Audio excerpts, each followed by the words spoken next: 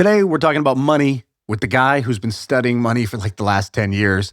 He's the author who sold more books about money than pretty much anyone on earth. It's Morgan Housel. He wrote The Psychology of Money, The Same as Ever, The Art of Spending Money. And we talked to him about Warren Buffett, about the behaviors that drive people to either make money or lose a bunch of money, about spending money, about how much money is enough. It's just a good, honest conversation between a bunch of dudes about money. What more do you want? I feel like I can rule the world. I know I could be what I want to. I put my all in it like no days off. On the road, let's travel. Morgan, you tweeted out something that broke my brain. In fact, I thought it was like an AI deepfake. It's like when Luka got traded and people were like, this must be fake news. There's no way this is possible. You said that my favorite Buffett stat is that Berkshire Hathaway could lose 99% of its value tomorrow and still have outperformed the S&P 500 since Buffett took over. And the truth is, I was understating it. It's actually like 99.6% or something like that it could decline. That is so crazy. How is it even possible? Like, we don't do public math here, but that sounds mathematically impossible. And he only outperformed by 7 points, right? It was like he's done like 20% annual versus... It's about that. His is about 20, and I think the S&P nominal with dividends is probably like 11 or 12. So maybe it's 8 or 9% outperformance. But he did that outperformance over 60 years. And so the cumulative performance, I'm pretty sure, I'm saying this off the top of my head. If I'm getting this a little bit wrong, I'm sorry. But I think the S&P 500 is 35,000% since Buffett took over. And Berkshire's return was 5.5 million%.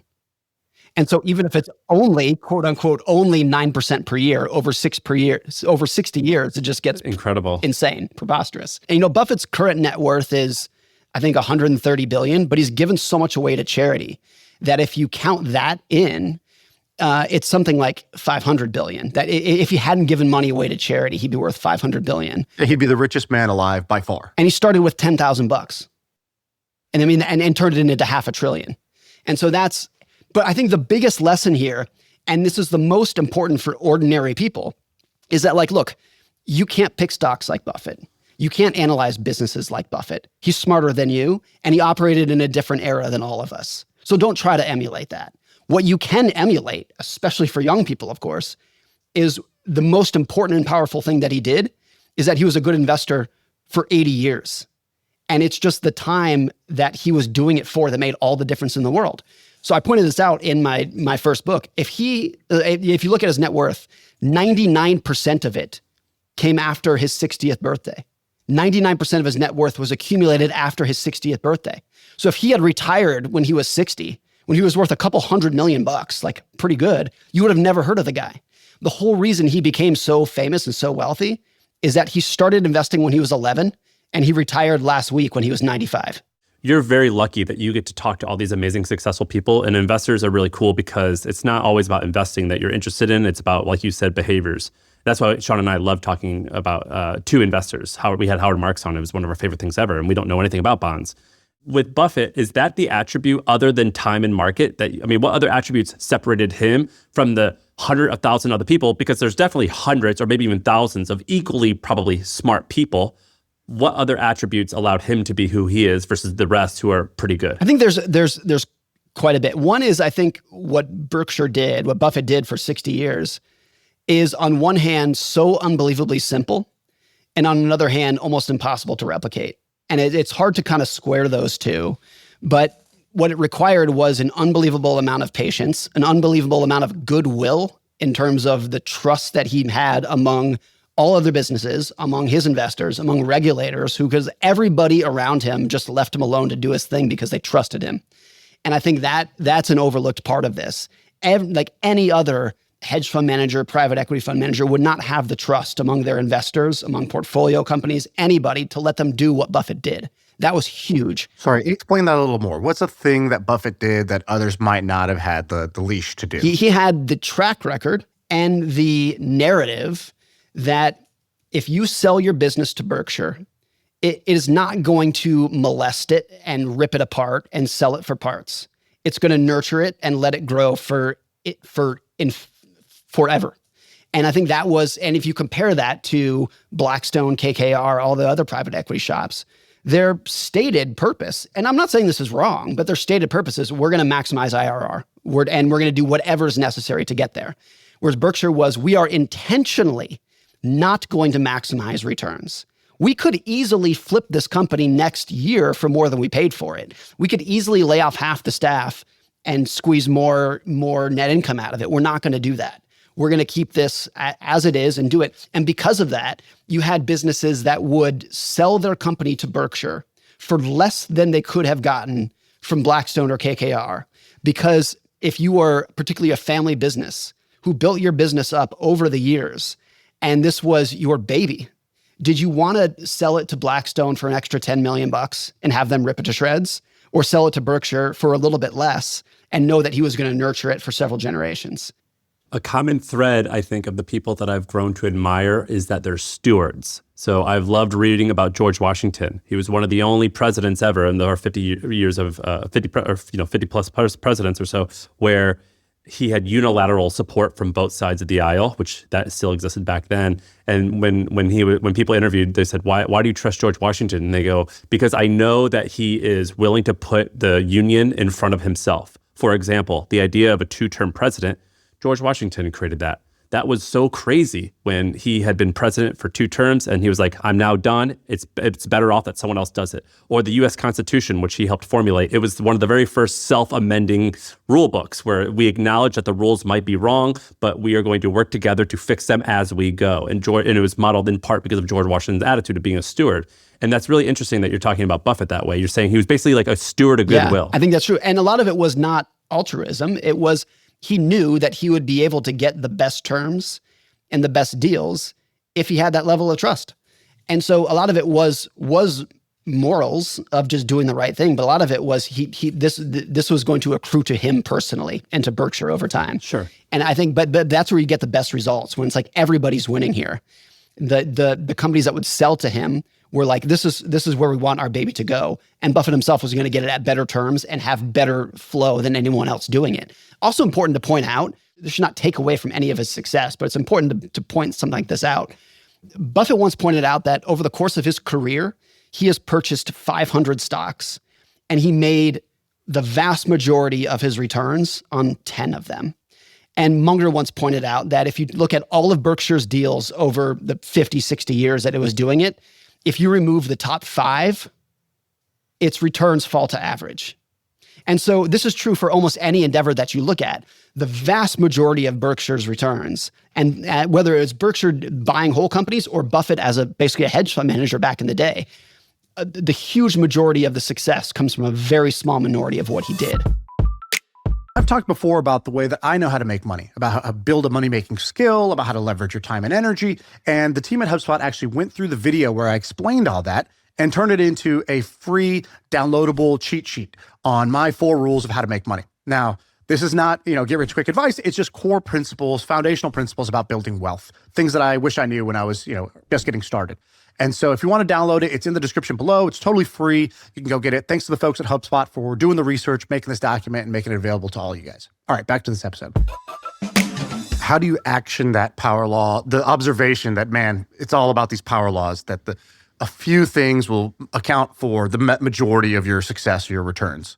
I think there's probably 2 takeaways from it. One is the idea that if you're in a game like that where you don't have a perfect success rate, like if you're a pilot, you should have a perfect success rate. Every flight should land. It should be 100% every time. If you're an investor and it's not like that, you have to be very comfortable with a lot of things not working. And a lot of investors are not. A lot of investors, it will destroy their ego, their soul, or the trust among their investors. If they're like, hey, we picked 10 stocks and 3 of them went bankrupt and 4 of them did okay, but 1 did really well. Even if on average it works out, a lot of people just can't handle that kind of volatility. So coming to terms with the idea that it's always going to be a tail-driven business, just the psychology of that is important. The other, I think, more important takeaway, though, is the humility of how hard it is to emulate this. It would be one thing to learn how to be a pilot and learn the mechanics of an airplane and of aerodynamics and to figure out how you can land the plane every time. And you can teach that skill. It's another to be like, man, if you're a great investor and you're so smart and you know everything, you're right 5.5 times out of 10. And that's if you're good. And it's a very humbling statistic just to put people in their place, I think, in a good way of how difficult this business can be. I asked the same question to Monish Pabrai, who is a value investor. Yeah. He was a kind of Buffett disciple, friends with Charlie Munger type of thing. And I said, what's the takeaway from that stat that Buffett himself admits it's a dozen decisions out of 500 that really charted, the difference between them being who they were versus being average. And he said, you can't control you don't know up front which of those decisions is going to be the big winning decisions. But he said Buffett was able to circle the wagons, meaning once he bought one of those companies that was the long-term compounder that was just going to keep paying dividends out for them, he didn't sell too early. He held them for the long term. He circled the wagons around those core assets. He just never let anything attack those core assets. And Buffett is famous for having called, I think, Peter Lynch once, and he said, hey, I love this phrase you said. Can I steal it from my annual letter? And Lynch was like, yeah, well, what did I say? I don't even remember. And he goes, you said, don't cut your flowers and water your weeds, meaning don't sell your winners to take profits and then take those and put them into less good investments, because that is that's going to destroy your ability to get returns. It's so hard to find these winners. When you find them, you got to circle the wagons around them. And I think that's the only thing you could do after you've made the good decision is let your winners ride for a longer period of time. Yeah. And this might get back to a little bit what we said earlier of, so I joined the fund in 2016, but I'm not an investor. But I've been able to watch and observe a top-tier venture capital fund operate. And what's very interesting to me is, true to all venture capital companies, a small minority of the companies we've invested in account for the vast majority, virtually all of the returns. Who are the big winners for collab? Lyft, Beyond Meat, Impossible Foods, Upstart, those what I just named are the vast majority of returns. That's probably right. And what's interesting about it is, if you go back to 2016 when I joined, the companies that were going to be our obvious winners weren't, and most of them don't exist anymore. And the companies that did just explode, Upstart and those were companies that were like, oh, that's a cool company. They're doing some cool things, but never in a million years would we have thought this was going to be it. So not only is it a small minority of companies that are your winners, but similar to what Mona said, you don't even know which ones those are going to be. It's very difficult to know in real time. Well, that was the case with your book. I think you said you printed 5,000 copies of The Psychology of Money. You've sold 10 million. I'm not sure how many books have sold 10 million, but you are in the freaks amongst the freaks in terms of numbers. And nobody saw that coming. I didn't see it coming. The publishers didn't see it coming. I've said this a million times before, but every U.S. publisher turned it down. Every single U.S. publisher rejected it. And I don't fault them. It's impossible to know what's going to work before it comes out. About how many nonfiction authors have sold 10 million copies of a book? Could you guys book a table at a restaurant? I kind of feel like it's got to be a dozen. Yeah, it's hard. It's hard to know because there's not a lot of it. If you're looking at the last 10 or 15 years, there's pretty good industry data that you can compare across time. But if you go back 100 years, you're dealing with the data sources are so all over the place. Okay, well, how many in the last 15 years? Not many. I don't know. Probably 5, something like that. No shit. How cool is that, man? 5 people. You guys can bring a +1 to the dinner. Well, isn't that interesting? You said you wrote, I think you said 8,000 blog posts. You've written 3 books now that have been huge hits. And yet you are telling me that predicting what will be popular in terms of content, particularly in writing, is impossible. I don't like that as someone who's making content, right? No, I think I'm being very honest. And of the 4,000 blog posts that I wrote, there's 3 or 4 that stood out that were, an order of magnitude bigger than the others. And all 4 of those, before I hit publish, I was like, should I? This is crazy. This is insane. I don't even know if I want it. This is crazy. And there's literally one of them that I published it, but I hid it from our blog's feed because I was like, I just want to I want to have a link that I can show some people, but I don't know if I want people to see this yet. And so if there is any metric that or have some feel, it's that. It's before you publish it, you're like, this is the craziest shit I've ever said in my life. And I'm embarrassed to hit publish.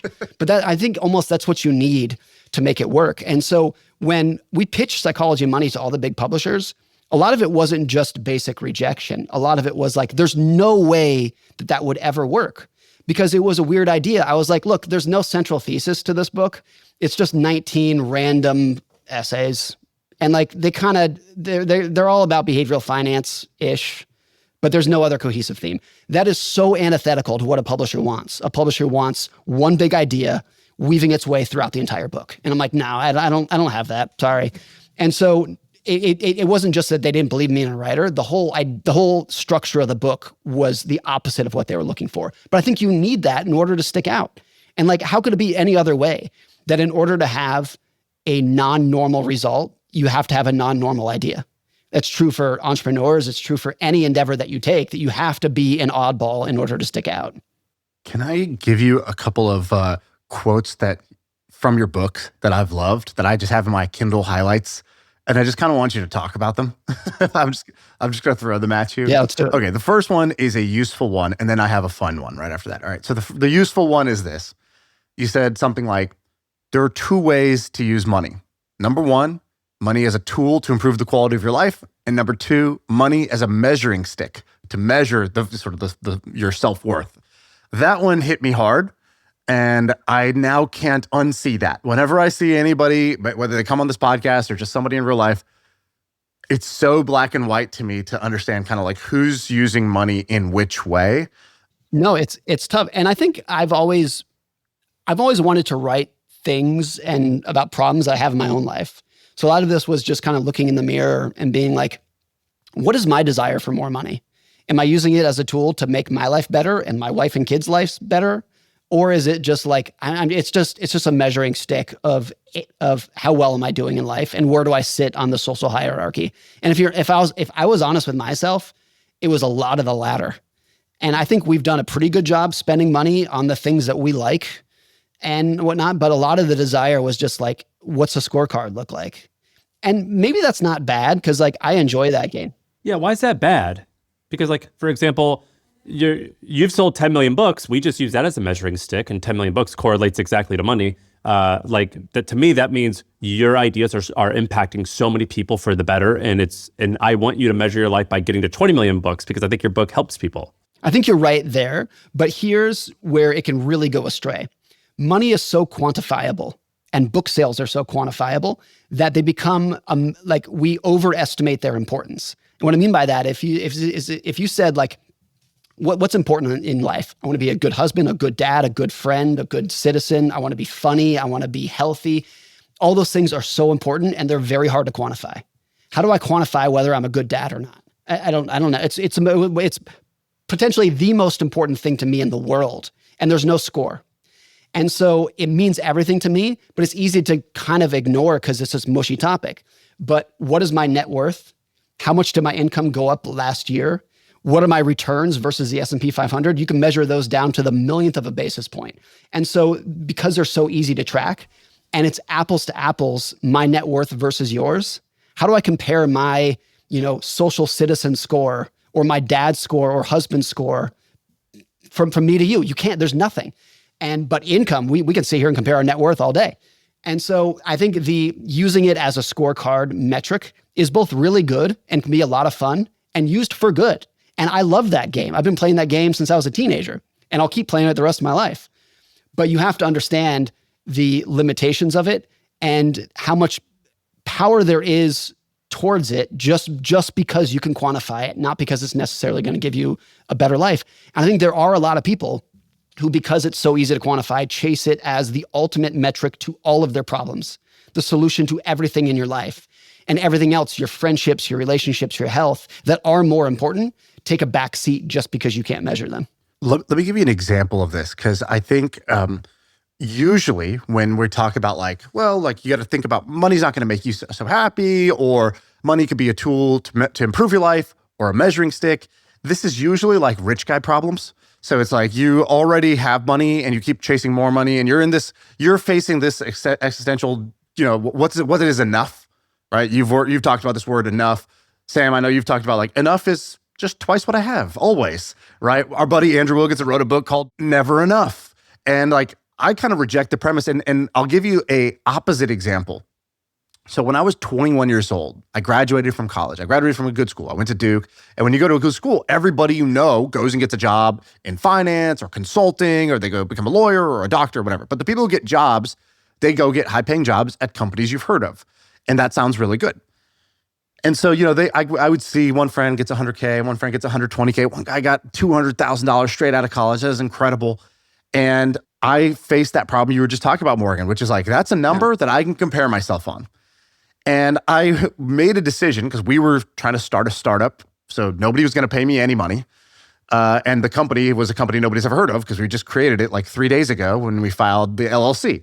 Okay, so what am I going to do? And what I did was I tried to think about money as a tool to improve my life. Specifically, I said, what is the minimum amount of money I need to make this year so that I can live and have the maximum amount of time to go pursue this project and travel and like do these other things. And so I calculated what I called the freedom number. And I don't remember what it was exactly. I think it was something like $15,000 or something like that. It was like a very low number, like not even, it's like less than minimum wage if you just work at like, McDonald's or whatever. So like, what's that, $1,200 or $1,500 a month? Yeah, I remember like we were splitting a 2-bedroom apartment, 3 friends, and we slept on air mattresses. We got all our sofas for free off Craigslist. And like, we ate, the minimum stuff at home. Like we didn't go and we drank at home and then we would go out. We didn't, buy drinks at the bar, like little stuff.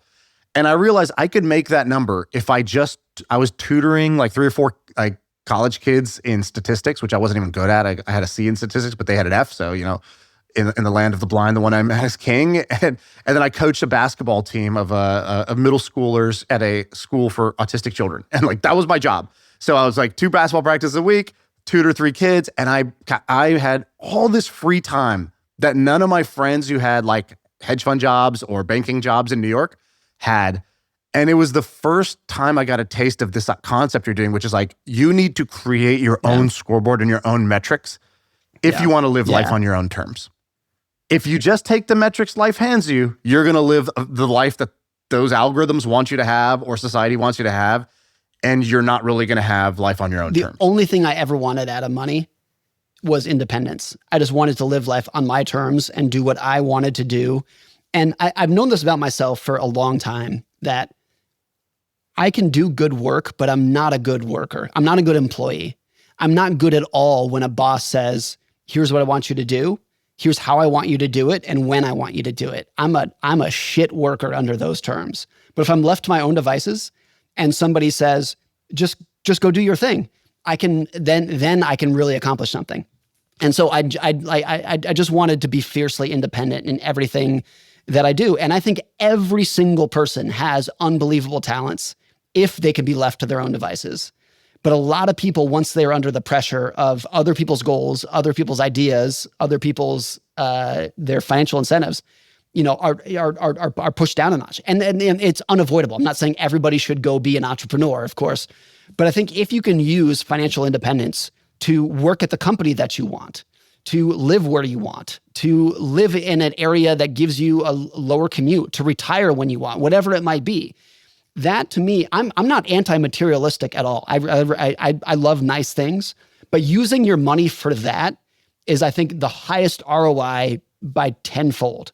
If you can use it for independence rather than as a material, social peacock showing other people, look how successful I am, using it more inward to just be like, I just want to wake up every morning and say, I can do whatever I want today. That to me was always the ultimate goal.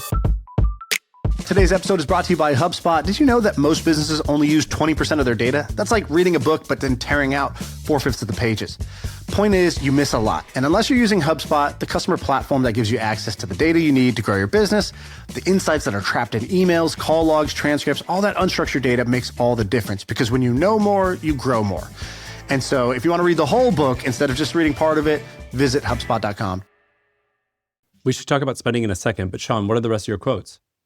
Well, one of them was this story, speaking of like using money for status. It was this story about the Koch brothers wine collection.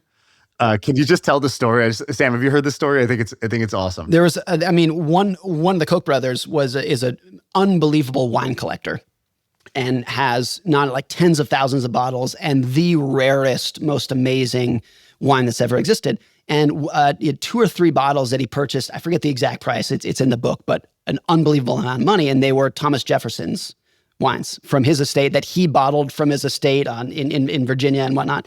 And he bought, paid. I'd break 10 years of sobriety to drink that. Well, this is where the story gets good. They were fake. They were forged. Shit. He hired a private investigator to like audit his entire wine collection and be like, give me a rough estimate of how much of what I'd bought over the years is fake. And this is a multi-million-dollar wine collection, right? Like how much roughly was the wine collection? I mean, I forget the exact numbers of what they were, but it was a very uncomfortable percentage of what he had purchased for tens of millions of dollars was all forgery. And once you dig into it, the wine forgery business is off the charts because you have very rich collectors and no way to authenticate what's there. It's sort of like the dog vitamin business. It's like, does it work? One of the tells of what they were doing when they were investigating this was like literally this Thomas Jefferson wine. The label was on there, or for some of these wines, the label would be stuck on with Elmer's glue that was invented 50 years ago, kind of thing. That's awesome. And so, but even when you open the bottle, they're like, turns out Thomas Jefferson didn't even bottle wine. But even when you open the bottle and drink it, you still can't tell.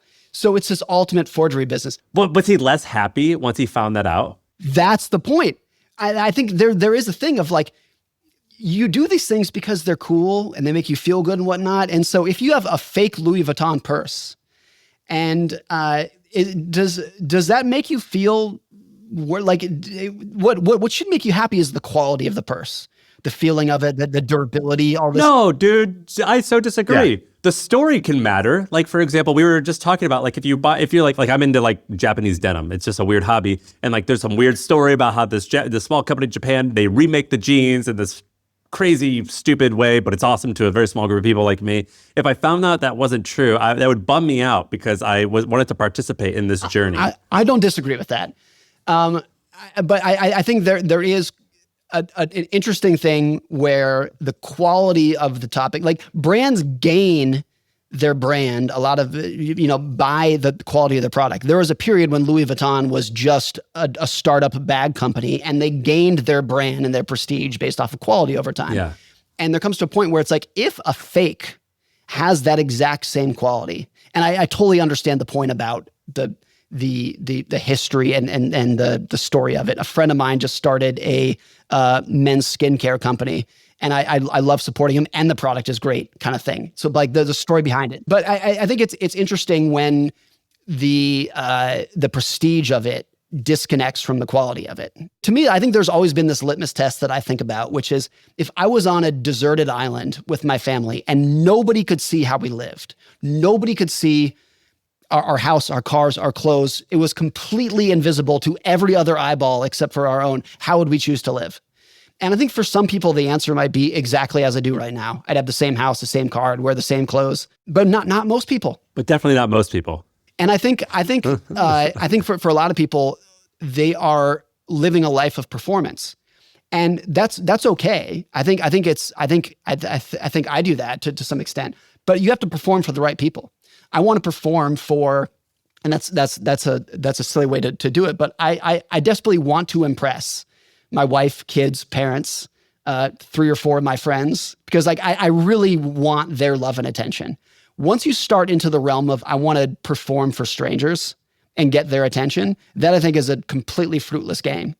Okay, but let's shit test that. Do you think your kids and wife care about the books you've been spending years of your life writing on? Right? They're not impressed by that. But you're doing it, so there's got to be some other motivation. No, it's been an interesting thing of like, I wrote my first book when I was married and had 2 kids, and so all of this came after that.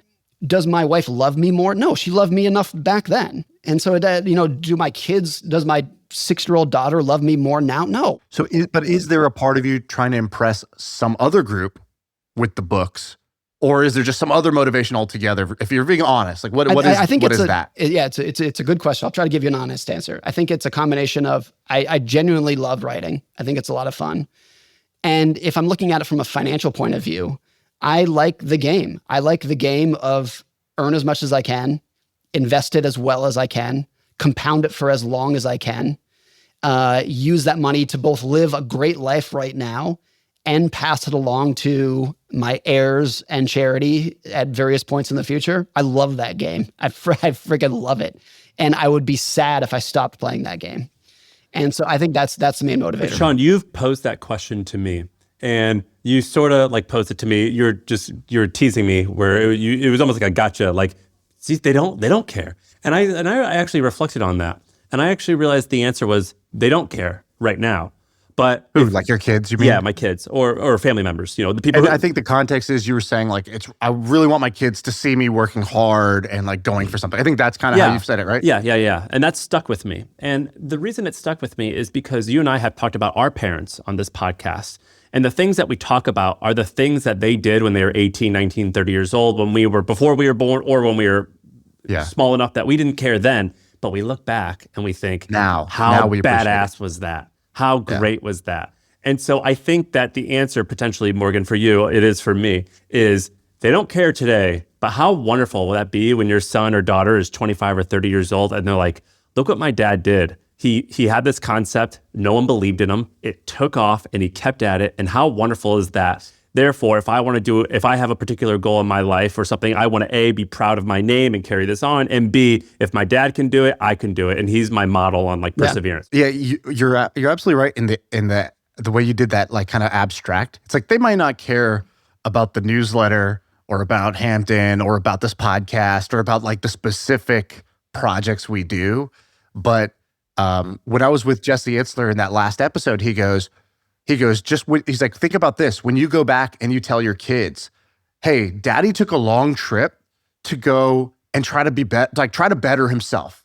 Like he saw someone who might know something and he was willing to go out there and try to learn it so that he could become better. He's like, what a powerful lesson you could teach your kids about like identifying, maybe there's something out there that I could go learn, and then being willing to go get on a plane and go chase it, knowing it may not work out, but it might. And if it does, that's important. And I came back and I actually did tell my kids because they were like, where'd you go?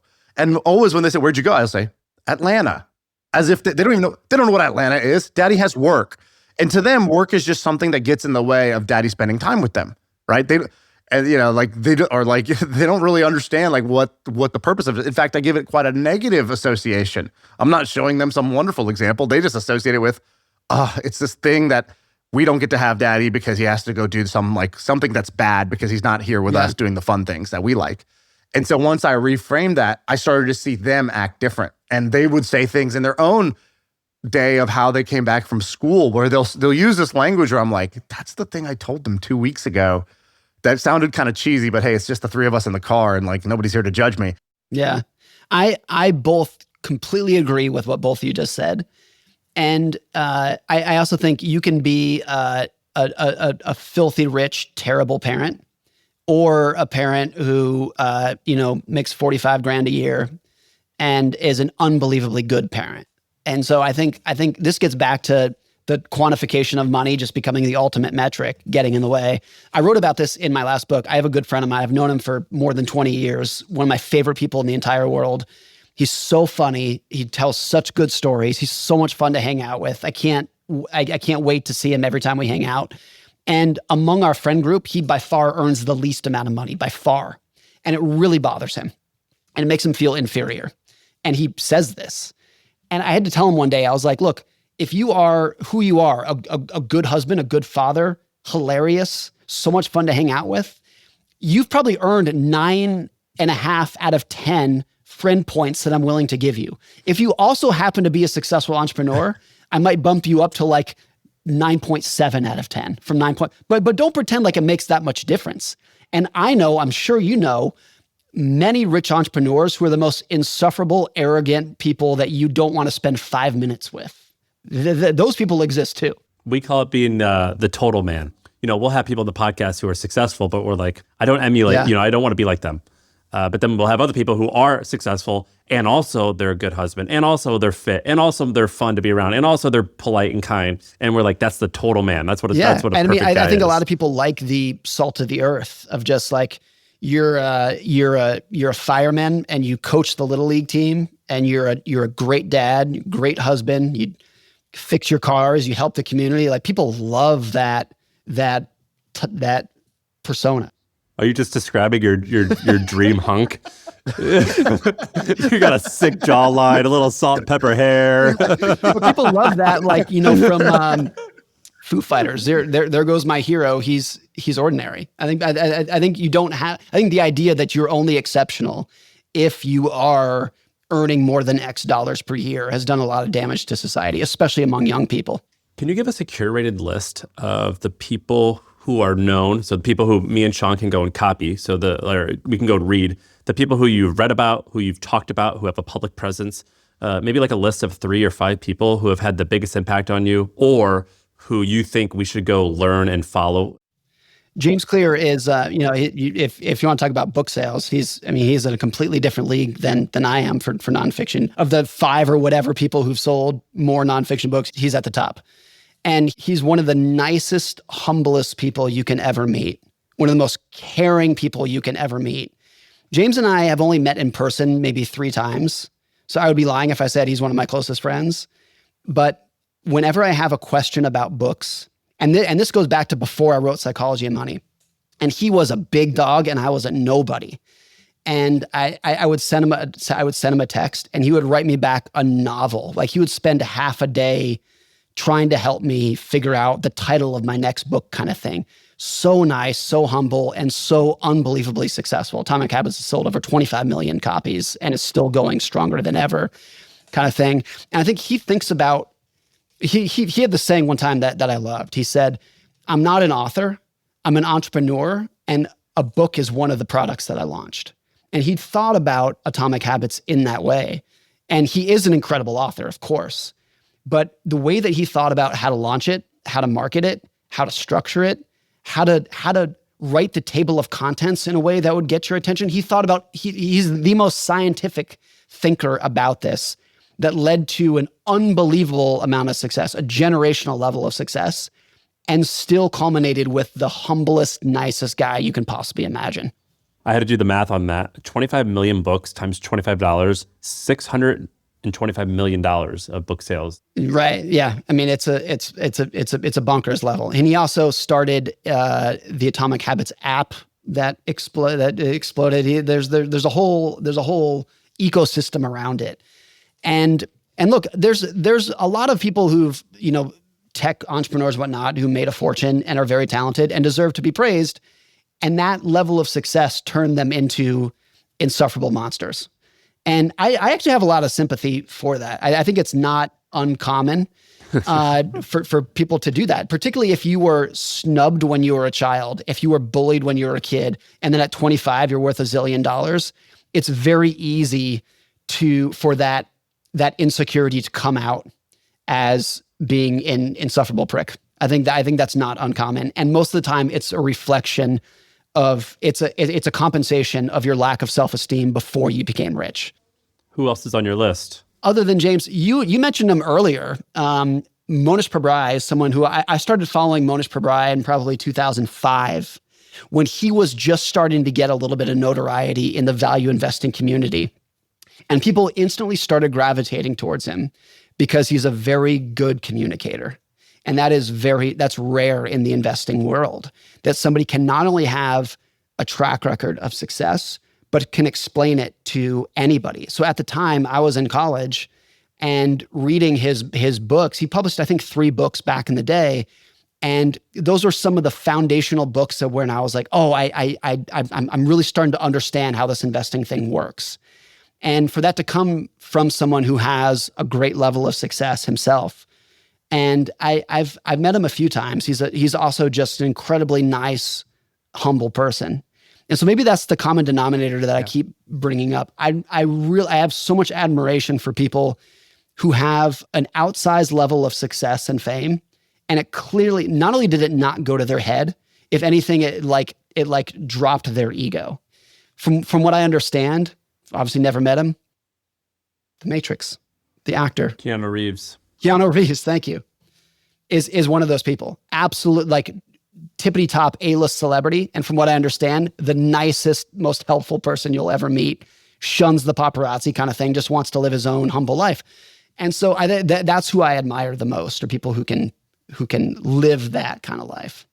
Isn't it funny how, we each have what is it that you admire? Like, obviously your type of the thing you look for is that combo that's rare to come by, right? Extreme success. And, probably the second layer is like able to communicate or teach that success. And I think as a student of the game, you appreciate that, whether it's James communicating as an author or Manish communicating as an investor. And then the last one, and yet not only did it not ruin them, they became sort of more humble and even more approachable. And that makes it all the more rare, that those things go together. It's so funny that that's your type. And then Sam, you have almost a type like this as well. I'll throw out a couple. Maybe you can correct it, but Sam, I feel like for you, tall, dark, and handsome. Oh yeah. Sorry. Yeah. Go ahead. There's some level of being a maverick or a rule breaker in a way. I think doing non-technical things, things that are of the real world or in the middle of America or, just manly in some way, there's some masculine aspect to it. I feel like I'm missing a third. What would a third one be? Do I have those two right? For a long time. Done it for stayed on track. And I think all of these are things that we fear ourselves going wrong. So we really admire the people who did it right. For example, I'm not a naturally focused and patient person. Therefore, I admire that most. Right. Do you have one, Shaan?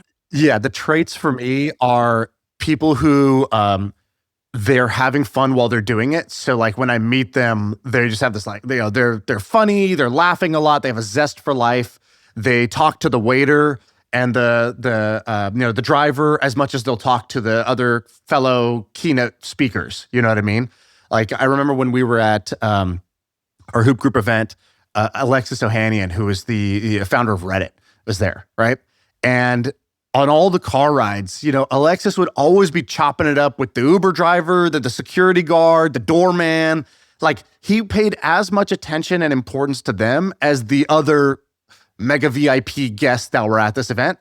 And contrasted with, I won't name names, but there were other people at the mega VIPs who literally were scanning the room for who's got a few more billion than me. And let me get at their table. That's where I want to sit. That's who I want to talk to. And if I don't immediately grok how you are the man, then I'm going to eject out of this conversation. I will visibly be disinterested. And one trait, that trait is very appealing to me, where the person is so almost secure in their success that they are not chasing. They don't give off this desperate chasing energy. All right, let's take a quick break because I got to tell you a story. Let me tell you about the first time I tried to run payroll for my team. I was using a traditional bank, and you know the type. It's got a janky interface.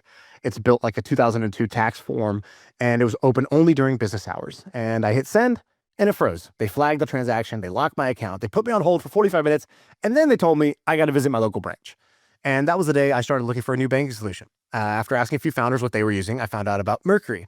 And so now my payroll is 2 clicks. I can wire money, I can pay invoices, I can reimburse the team, all from one clean dashboard. That's why I use it for all of my companies. And so do 200,000 other startup founders. And so if you're looking to level up your banking, head to Mercury.com and apply in minutes.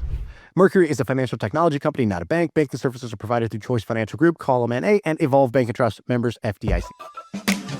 Can I ask you a question about spending? Your last book is on spending, and I think it's pretty cool.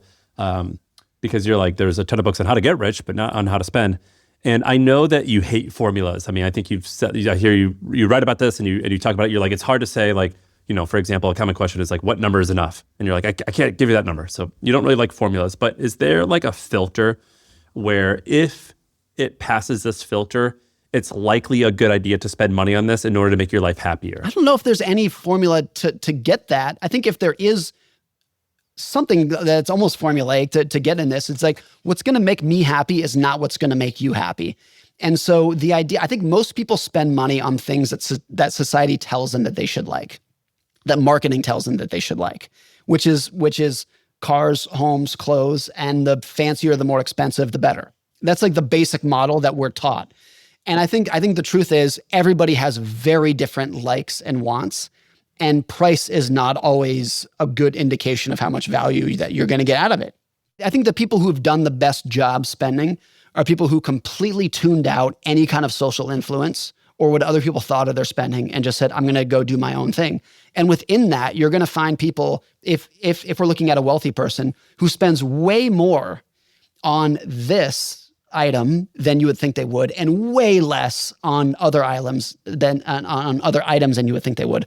Ramit Sethi is a perfect example of this, and he's kind of, I think he personifies what I'm talking about, where his thing is he loves clothes, and so he spends a lot on clothes, and he dresses incredibly well, and that's so important to him.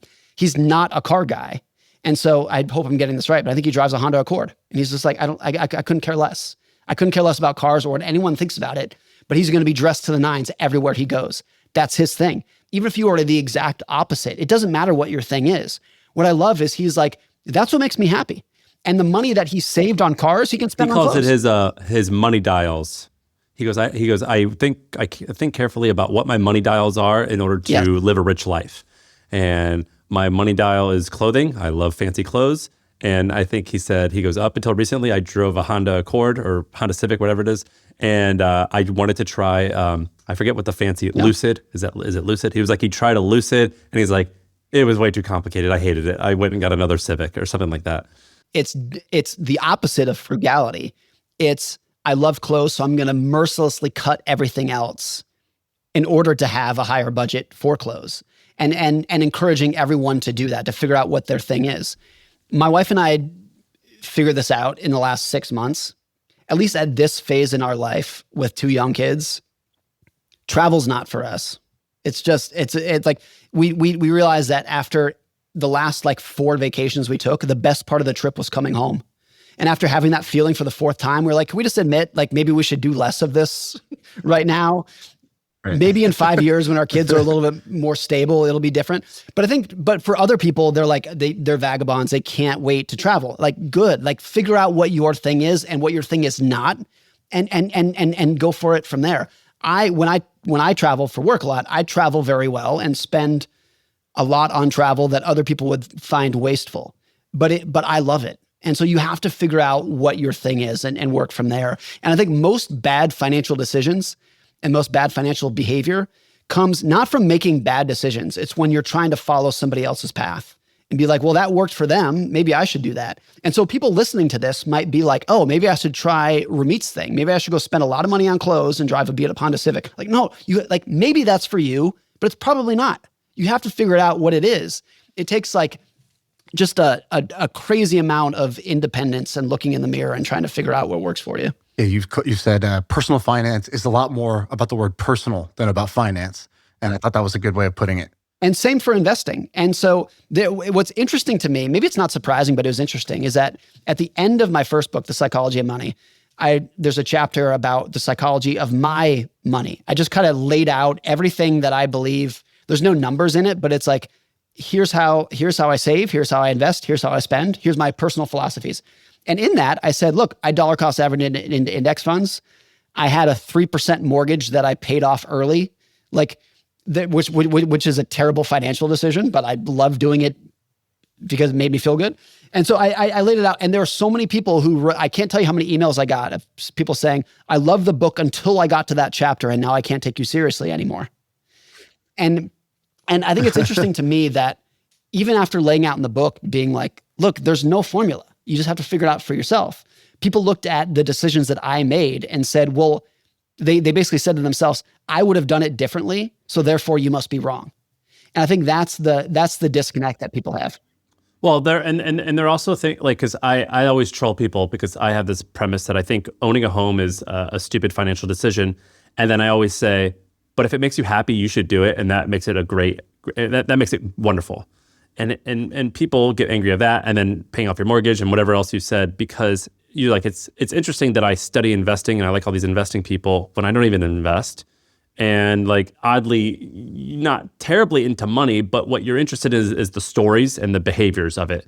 And that money is everywhere. And if you think of every story that you see, what's the money angle here? And you find really cool stories. And there's this huge connection of story and money and our personal behaviors. It's just everywhere. And when you say to someone, a real estate thing or something, it changes it makes them question their identity, because a lot of people's financial decisions are tied deeply to your identity.